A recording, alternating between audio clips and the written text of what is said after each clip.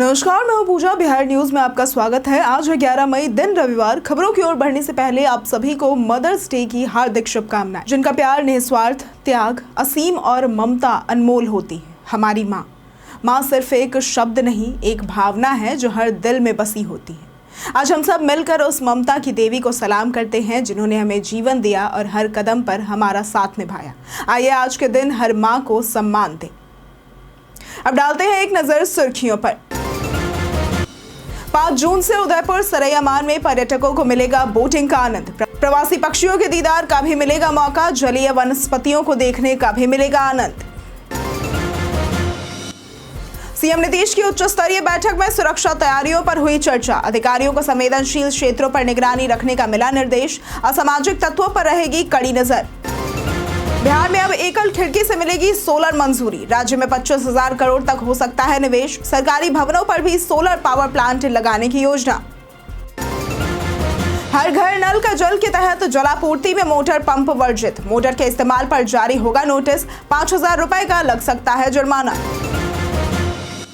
छात्रों के पोशाक के लिए शिक्षा विभाग ने जारी किए 145 करोड़। कक्षा 1 से 8 तक के 95% छात्रों को मिल चुकी है निःशुल्क पुस्तकें। 5% छात्रों को अगले सप्ताह तक किताबें देने की योजना। भारत पाक सीज फायर पर डोनाल्ड ट्रंप ने दी शांति की बधाई। भारत सरकार ने भी की इस बात की पुष्टि। पाकिस्तान के डीजीएमओ ने खुद कॉल कर की ये पहल।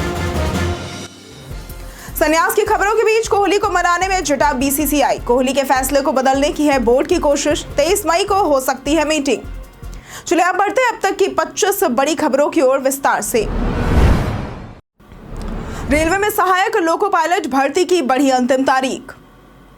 रेलवे ने सहायक लोको पायलट यानी कि एएलपी के 9,970 पदों पर भर्ती के लिए आवेदन की आखिरी तारीख 19 मई तक बढ़ा दी है। उम्मीदवार indianrailways.gov.in पर जाकर आवेदन कर सकते हैं। आवश्यक योग्यता में 10वीं पास और संबंधित विषय में ITI डिप्लोमा है। आयु सीमा 18 से 33 वर्ष के बीच है, जबकि रिजर्व कैटेगरी को छूट दी जाएगी। चयन प्रक्रिया में रिटन एग्जाम, साइकोलॉजिकल टेस्ट और डॉक्यूमेंट वेरिफिकेशन शामिल है। सैलरी लेवल 2 के अनुसार 19,900 रुपए प्रति माह होगी। आवेदन के लिए 10वीं 12वीं की मार्कशीट, ITI प्रमाण पत्र, जाति प्रमाण पत्र और अन्य जरूरी दस्तावेज आवश्यक है।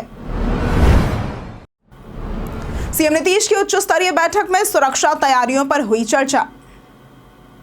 मुख्यमंत्री नीतीश कुमार ने पूर्णिया में ऑपरेशन सिंदूर के बाद सीमावर्ती क्षेत्रों की सुरक्षा पर उच्च स्तरीय बैठक की। बैठक में भारतीय सेना, वायुसेना, बॉर्डर सिक्योरिटी फोर्स, सशस्त्र सीमा बल और रेलवे अधिकारियों ने सीमा पर बढ़े तनाव के मद्देनजर सुरक्षा तैयारियों पर चर्चा की। मुख्यमंत्री ने कहा कि बिहार पाकिस्तान से सीधे नहीं जुड़ा है, लेकिन नेपाल और बांग्लादेश से सीमा होने के कारण सतर्कता जरूरी है। उन्होंने अधिकारियों को संवेदनशील क्षेत्रों पर निगरानी रखने और गश्त बढ़ाने का निर्देश दिया है। मुख्यमंत्री ने अफवाहों और असामाजिक तत्वों पर भी कड़ी नजर रखने की सलाह दी है। जिलाधिकारियों ने अपनी तैयारियों पर भी चर्चा की। बिहार में अब एकल खिड़की से मिलेगी सोलर मंजूरी। बिहार में सोलर परियोजनाओं को बढ़ावा देने के लिए अब एकल खिड़की प्रणाली यानी कि सिंगल विंडो सिस्टम से मंजूरी दी जाएगी। ब्रेडा ने यह पहल निवेशकों को सुविधाएं एक ही प्लेटफॉर्म पर देने के लिए की है। राज्य में 25,000 करोड़ रुपए तक के निवेश की संभावना है। 2025-26 में सरकारी भवनों पर grid connected rooftop solar power plant लगाए जाएंगे। ऑफ ग्रिड प्लांट्स को ऑन ग्रिड में बदला जाएगा। 200 मेगावाट पीक क्षमता के प्लांट्स के लिए निविदा जारी हो चुकी है। विभिन्न भवनों पर पहले लगे प्लांट्स की अवधि पूरी होने पर भी उन्हें अपडेट किया जाएगा। 5,000 सोलर स्ट्रीट लाइट लगाने और 10 मेगावाट सौर ऊर्जा परियोजना के रखरखाव के लिए करोड़ों रुपए खर्च किए जाएंगे। बिहार में रात 10 बजे के बाद पटाखों पर लगा बैन। भारत पाक तनाव के बीच बिहार हाई अलर्ट मोड पर है। एडीजी लॉ एंड ऑर्डर ने सभी एसपी को पटाखों पर बैन और रात 10 बजे के बाद लाउड म्यूजिक पर रोक का आदेश दिया है। पूर्णिया में सीएम नीतीश कुमार ने सीमावर्ती जिलों के डीएम एसपी संग सुरक्षा समीक्षा की। Nepal Bangladesh border, police station, अस्पतालों की सुरक्षा बढ़ाई गई है। सिविल डिफेंस वॉलंटियर्स की संख्या बढ़ेगी और डॉक्टरों की छुट्टियां रद्द कर दी गई है। सभी जिलों में चौकसी बढ़ाई गई है। खासकर भीड़ भाड़ वाले इलाकों में सोशल मीडिया और जेलों पर नजर रखने का निर्देश मिला है। सरकार ने जनता से घबराने की बजाय सतर्क रहने की अपील की है। स्कूल और बाजार सामान्य रूप से खुले रहेंगे। ITI में ड्रॉप आउट रोकने की बनाई गई नीति।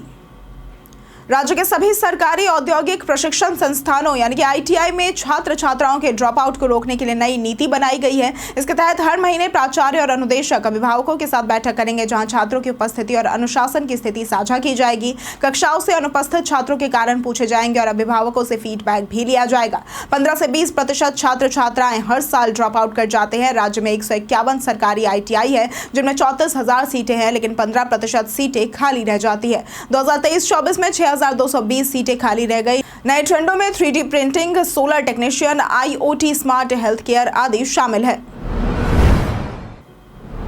हर घर नल का जल के तहत जलापूर्ति में मोटर पंप वर्जित। बिहार सरकार की हर घर नल का जल योजना का उद्देश्य ग्रामीण परिवारों को निरंतर और गुणवत्तापूर्ण जलापूर्ति सुनिश्चित करना है। इस योजना के तहत जलापूर्ति वितरण प्रणाली यानी कि पाइप में मोटर पंप का उपयोग वर्जित है। यदि उपभोक्ता मोटर पंप का उपयोग करते हैं तो उन्हें नोटिस जारी किया जाएगा। नोटिस के बाद भी पंप हटाने पर कनीय अभियंता 5,000 रुपए का जुर्माना लगाएंगे और पंप जब्त कर लेंगे। पुनरावृत्ति पर प्राथमिकी दर्ज कराई जाएगी और जुर्माना न भरने पर कानूनी कार्रवाई की जाएगी। जलापूर्ति से संबंधित शिकायतों के लिए टोल फ्री नंबर 1800-123-1121। इसके अलावा 1800-345-1121 या 155367 नंबर पर कॉल कर सकते हैं या फिर व्हाट्सएप नंबर 8544429024 8544429082 पर संपर्क कर सकते हैं। लोक स्वास्थ्य अभियंत्रण विभाग द्वारा जनहित में जारी। 5 जून से उदयपुर सरैयामन में पर्यटकों को मिलेगा बोटिंग का आनंद। पश्चिम चंपारण स्थित वनाश्रय उदयपुर सरैयामन 5 जून से पर्यटकों के लिए खुल जाएगा। पर्यावरण मंत्री की हालिया घोषणा के अनुसार पर्यटक यहां जलीय वनस्पतियों और विदेशी पक्षियों को देख सकेंगे। गोखुर झील में कई प्रकार की जलीय वनस्पतियां पाई जाती है, जैसे कि अजोला, लेमिना, ओलोफिया, जलकुंभी इत्यादि। यहाँ प्रवासी पक्षियों का भी दीदार हो सकेगा और इसके लिए प्लेटफॉर्म तैयार किया गया है। यहाँ पे सभी सैलानी बोटिंग का आनंद भी ले सकेंगे। साथ ही बैटरी चालित वाहनों, कैंटीन, शौचालय, साइकिल राइडिंग जैसी सुविधाएं भी उपलब्ध है। ये स्थल जीव वैज्ञानिक और पक्षी प्रेमियों के लिए खास आकर्षण रहेगा। छात्रों की पोशाक के लिए शिक्षा विभाग ने जारी किए 145 करोड़।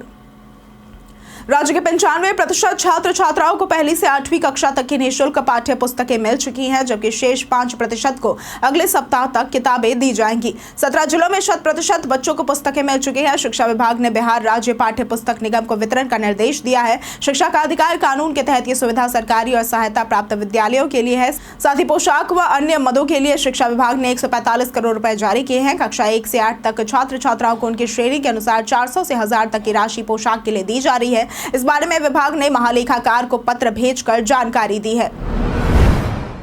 मैट्रिक विशेष व कंपार्टमेंटल परीक्षा कॉपी जांच 14 मई से होगी शुरू।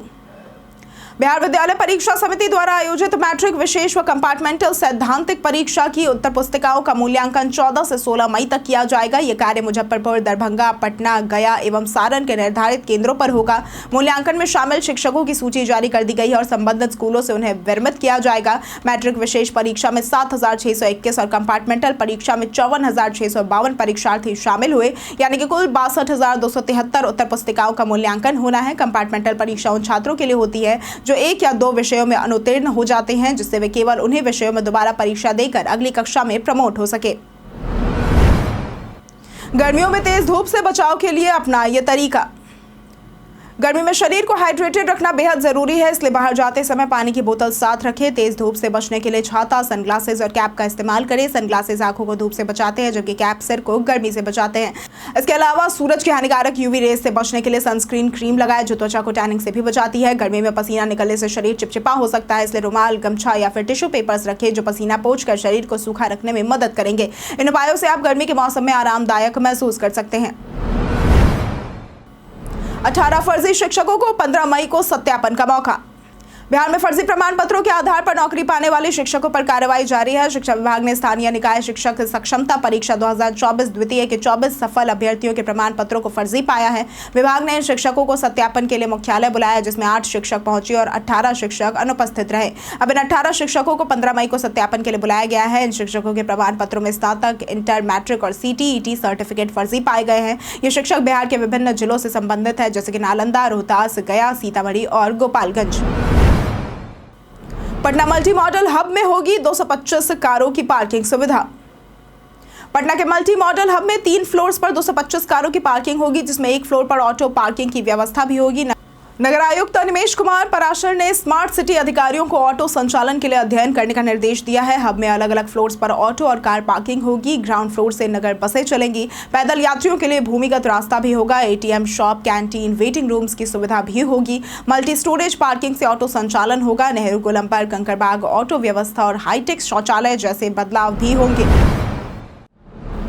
बीसीए का गेंदबाज खोज कार्यक्रम स्थगित।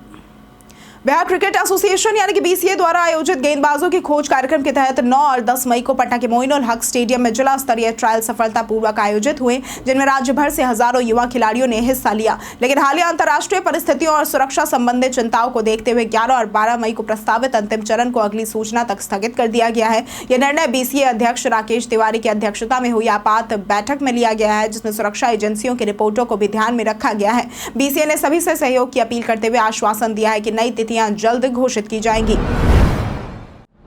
लो लाइट मोड से अब बेहतर व्हाट्सएप वीडियो कॉलिंग का मिलेगा अनुभव। व्हाट्सएप ने पिछले साल वीडियो कॉलिंग को बेहतर बनाने के लिए लो लाइट मोड फीचर लॉन्च किया था। यह फीचर खास तौर पर कम रोशनी में कॉल क्वालिटी सुधारने के लिए बनाया गया है। इससे वीडियो की ग्रेनीनेस कम होती है और विजिबिलिटी बेहतर होती है। यूजर्स वीडियो कॉल शुरू कर फुल स्क्रीन पर जाकर टॉप राइट में बल्ब आइकॉन टैप कर इसे ऑन कर सकते हैं। यह फीचर iOS और एंड्रॉइड पर उपलब्ध है, लेकिन विंडोज ऐप में सपोर्टेड नहीं है। यूजर्स को हर कॉल में इसे मैनुअली एक्टिवेट करना होता है, क्योंकि अभी इसे परमानेंट ऑन करने का विकल्प नहीं है। फिल्टर्स और बैकग्राउंड ऑप्शन के साथ ही अपडेट यूजर्स के लिए काफी मददगार साबित हुआ है।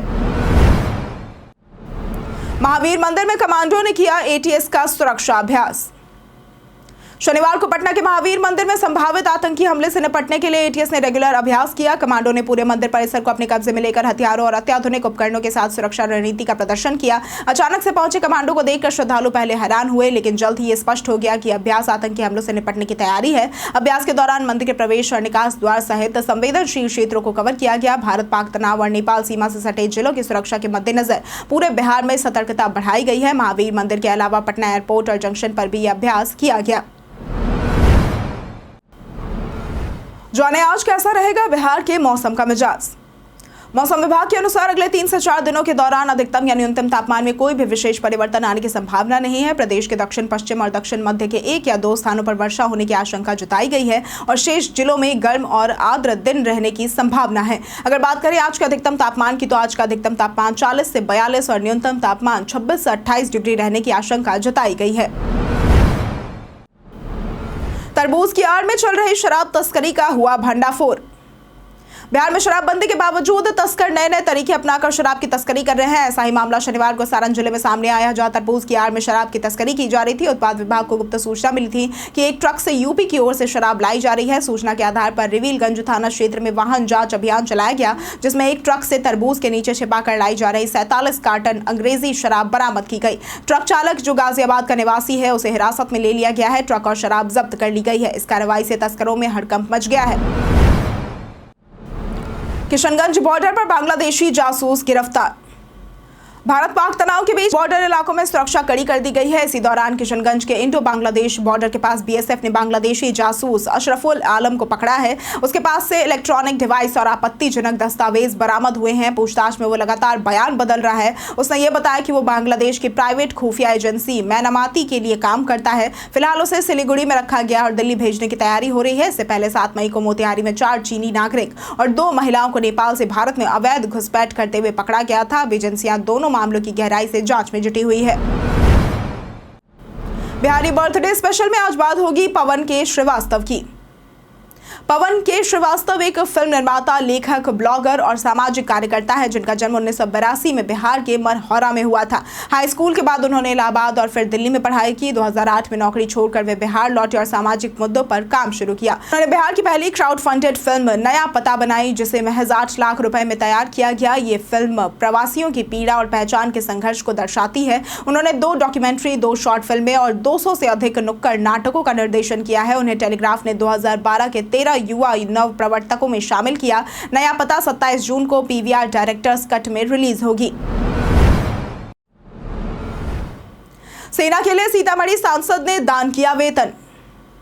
ऑपरेशन सिंदूर की सफलता के बीच सीतामढ़ी के सांसद देवेश चंद्र ठाकुर ने देशभक्ति की मिसाल पेश की है। उन्होंने अपने 1 वर्ष का वेतन लगभग 15 लाख रुपए प्रधानमंत्री राष्ट्रीय आपदा राहत कोष यानी कि PMNRF में भारतीय सेना के कल्याण हेतु दान करने का ऐलान किया है। सीतामढ़ी में प्रेस कॉन्फ्रेंस के दौरान ठाकुर ने कहा कि ये योगदान सेना के साहस और शौर्य को समर्पित है। ये राशि अगले 2 दिन में पीएमओ को चेक के माध्यम से सौंपी जाएगी। वे पीएम मोदी के तीसरे कार्यकाल के पहले ऐसे सांसद हैं जिन्होंने ऐसा योगदान दिया है।